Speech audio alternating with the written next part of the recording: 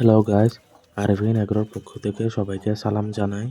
আজকের এই ভিডিওতে আমার এই ছোট্ট খামারের কিছু জীবন কাহিনী শেয়ার করব আপনাদের সাথে।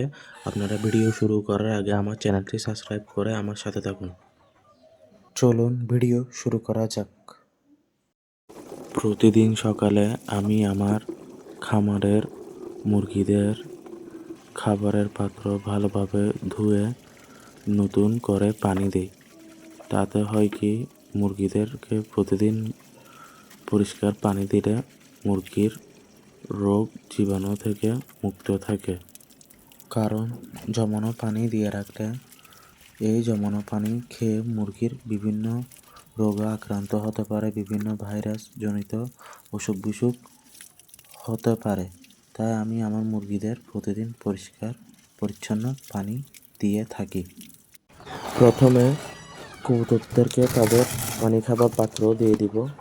তাদের পানি খাবার পাত্র দিয়ে দেওয়ার পর তাদেরকে এভাবে গম ছিটিয়ে দিব। তাদেরকে গম ছিটিয়ে দেওয়ার পর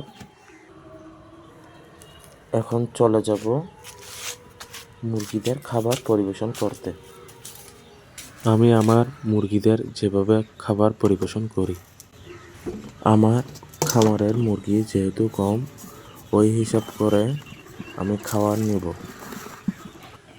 এবার খাবারগুলো পরিমাণ মতো পানি দিয়ে ভালোভাবে মেখে নিব।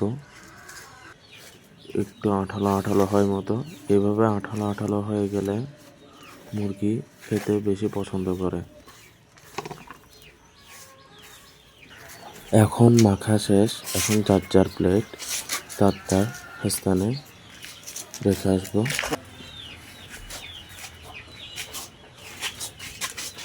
এইভাবে যার যারটা তাকে দিয়ে দিব।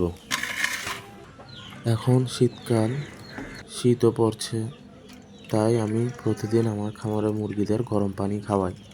গরম পানি খাওয়ালে কী হয়, মুরগিদের ঠান্ডাজনিত অসুখ বিসুখ কম হয়, কফ সর্দি সহজে হয় না। মুরগি সবগুলোকে এখন ছেড়ে দিব। খামারও দরজা খুলে দিয়েছে, এখন একটি একটি করে বেরিয়ে যাবে।